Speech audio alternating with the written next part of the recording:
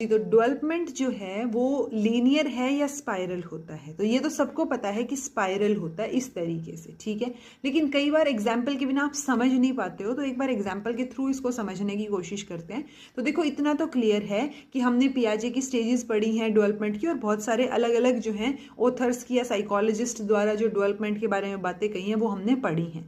सो हमें इतना पता है कि अगर बच्चा जो है आज पैदा हुआ है तो ऐसा नहीं है कि वो कल को खड़े होकर 1 महीने के अंदर अंदर बोलना भी शुरू कर देगा, खाना भी शुरू कर देगा, नहीं ना। या फिर पर्टिकुलरली ऐसा भी नहीं है कि लीनियर डेवलपमेंट हो, कि बिल्कुल एक सीधी लाइन में जो है वो चीजें चलती जाएं, कि भाई 1 महीने पे ये करेगा, फिर 35वें दिन बच्चा ये करेगा, ये डेवलपमेंट होगा, ऐसा नहीं है, ठीक है। एक रेंज होती है, रेंज पीरियड में हम कई बार बोलते भी हैं कि अच्छा, इस बच्चे ने जल्दी चलना शुरू किया है, इसने थोड़ा लेट चलना शुरू किया है, या इसने जल्दी खाना शुरू कर दिया, या ये तो ये चीजें भी चबा लेता है या खा लेता है, या इसके दांत जल्दी आ गए। सो ये चीज हम समझ पा रहे हैं कि एक यूनिफॉर्म रेट जो है वो आपको देखने को नहीं मिलेगी। ओके, पेस जो है वो सेम देखने को नहीं मिलेगी। ये चीज हमें समझ आती है कि लीनियर नहीं है।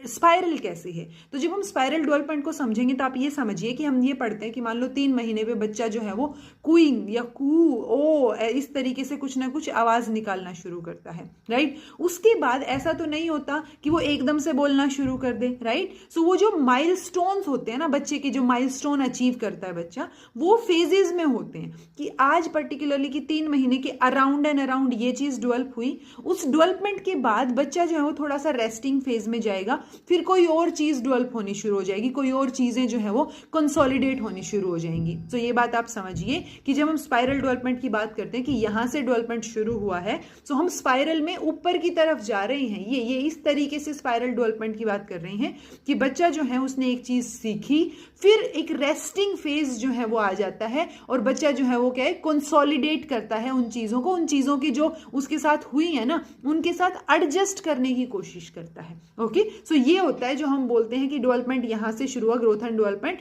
फिर यहां से शुरू होके इस तरीके से स्पाइरल फॉर्म में, कि मान लो एक डेवलपमेंट हुई कोई चीज, और उसके बाद जो है वो थोड़ा सा रेस्टिंग फेज में आ गए, और इस तरीके से वो डेवलपमेंट जो है वो चलता रहा। तो वो बैक नहीं जाता है, क्योंकि डेवलपमेंट एक बार शुरू हो गया तो हम वोम टू टर्म बोलते हैं कि वो जन्म से कब्र तक जो है वो, गर्भ से और कब्र तक चलता ही रहेगा डेवलपमेंट, राइट। तो वो चलता रहता है। आप जो है इसको 3D में इमेजिन कीजिए स्पाइरल को। कई बार बच्चे जो है वो 2D में इमेजिन करके कंफ्यूज हो जाते हैं कि ये पीछे की तरफ कैसे जा रहा है। सो वो डेवलपमेंट जो है वो थोड़ा सा स्लो हो जाता है, कभी स्लो कभी फास्ट। तो वो चीज हो सकती है, बट ऐसा नहीं होता है कि वो डेवलपमेंट वहां पे रुक गया है। ओके, और लीनियर तो बिल्कुल नहीं होता है। तो ये है वो स्पाइरल डेवलपमेंट वाली जो चीज है, इसको 3D में इमेजिन करने की कोशिश कीजिए। आई होप आपको समझ आया होगा। Thank you so much.